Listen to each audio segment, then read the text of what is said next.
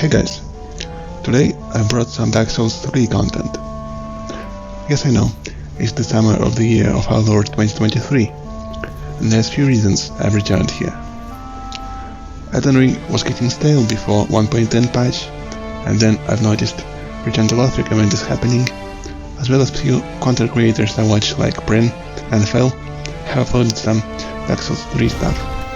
So I was taking a hiatus from Elden Ring, but that won't stop me from playing Souls games. And finally, Steam sale was on, as always bolstering the online. I've chosen to invade at level 32 in Cathedral of the Deep, and that's what I've been doing for the past few days. It's really one of the best levels, and I can't help but feel nostalgic. You might think this is going to be some video in defense of Dark Souls 3, and let me get this straight, it's certainly not. This game was very much an invasion game for me because the duel meta was insufferable. I would just fall asleep after a couple of duels, and that sadly applies to almost every solo host I would invade. This is also why I don't have any characters at 125 anymore, but I can get behind meta in Elden Ring. Thus far, I get co-ops frequently, and I'm happy about that. There's been few seriously over-leveled phantoms too, and it's nice that I'm not being completely shut down. Feels good after getting half of my HP bar removed with one Ash of War. I've swapped to Follower's Torch here. It's a funny little weapon that has a mace moveset, which means frame advantage stuff, especially when you throw it with a lighter weapon. It does some damage at this level, but not the Onyx Blade kind of damage, of course. And most importantly, it fits the lore of this character.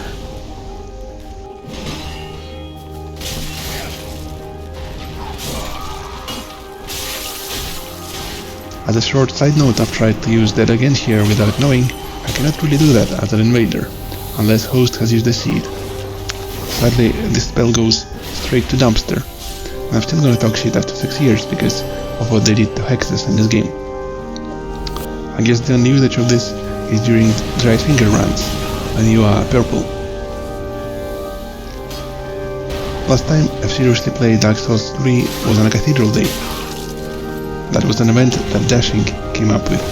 I believe it was on 9th October of 2021, where our community of invaders assembled to bid the game farewell before Elden Ring releases for a new age.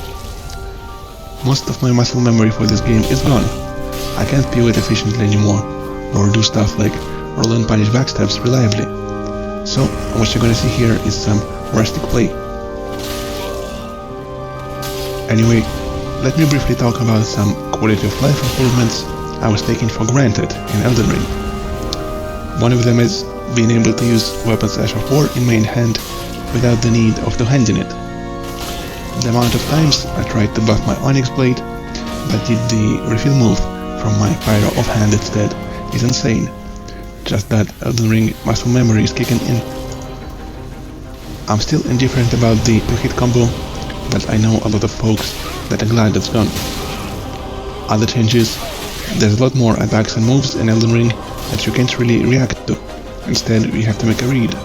And I always thought that was a good change because in Dark Souls 3 you could reaction virtually every attack.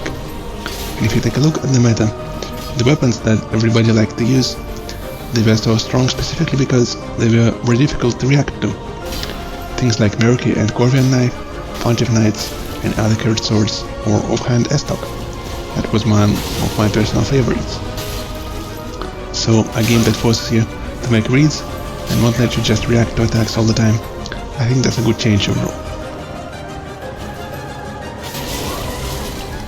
There's also addition of a better mix-up game, addition of running R2s and jumping attacks, that do come with the downside of being free. I will say that Dark Souls 3 melee combat still remains satisfying, even with less options. Obviously casting is a huge step forward in AR. Honestly, half of my builds there are hybrids.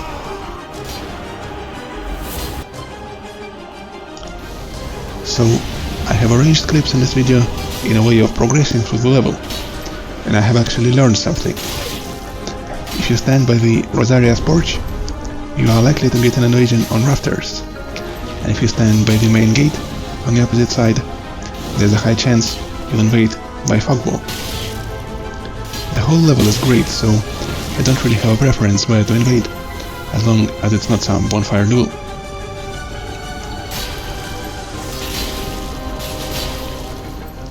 Now, let me talk about the character. This is Londor Exile. I really like the combination of Fallen Knight and Wilhelms. Saint used it back in the day too, I believe. From what I can tell, from the concept art, the Fallen Knights were gonna be some Faron deserters, but now it's just a random disbanded order of knights. The Faron Legion being a collection of misfits sounds about right, given the description of Faron as a land of vagrants. Next, I just want to point out the Atonement spell description that is found in Faron Keep. A miracle given to those cast out from the Sable Church of Londor.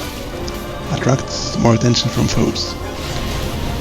This is the only tale known by exiles. I believe it carries words of forgiveness.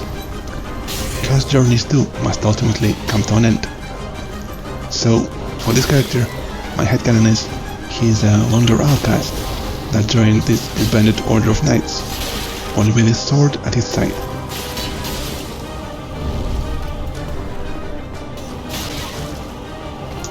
Helfen Steeple in Elden Ring wishes it was an onyx blade, but I am not too upset about it having 3 R2s, as it would probably be too much, and it shreds at low levels just as badly.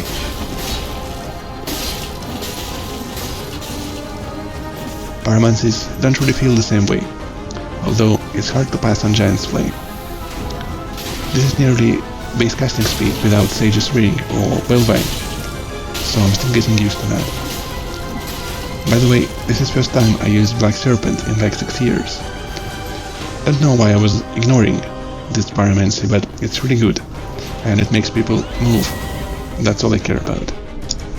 You can also cast double Black Flame into Serpent, and that just kills people, so I'm not doing it here. That last invasion has ended prematurely. I was about to cast my Honest Refill. So we have invaded outside for a little bit. Now we can shift inside the Cathedral.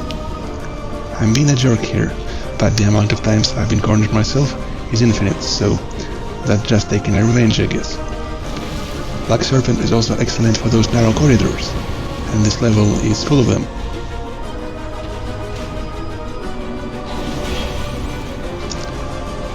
Now that I'm editing this video after 1.10 release, the game has more emphasis on active poise. This is similar to how Dark Souls 3 functioned with poise, except that Dark Souls 3 had no passive poise, nor had it poison follow-up hits, and had true to hit combos. Motion values of the first R1 chains do a lot more poise damage now, but the follow-up R1s didn't get this motion value change. So if you have high poise, you can't tank the first hit, but you can if they spam. Most importantly, they buffed Fashion Souls, which is awesome. Due to earlier disappointment with the Dead Again, I have respected the build a bit. Now I can use a Black Orb instead. To be fair, it feels even worse than Tiny Black Flame from Elden Ring, but I'm yet to get better at framing it. To summarize it, looking back, I'm glad that during the long period of waiting for Elden Ring, we got to be with Dark Souls 3. I will always remember the era of new faces, memes, tutorials. It was all so awesome discovering new people. We all like to shit talk on this game here and there, but it might be because we have overstayed here. But joking aside, I think it was a good time. And we had a Dark Souls Remastered released in that age of waiting too. I had a good time returning to Lothric for a bit, and I'm sure I will be a more common guest here now. That's about all the commentary I got, so please enjoy the rest of the footage.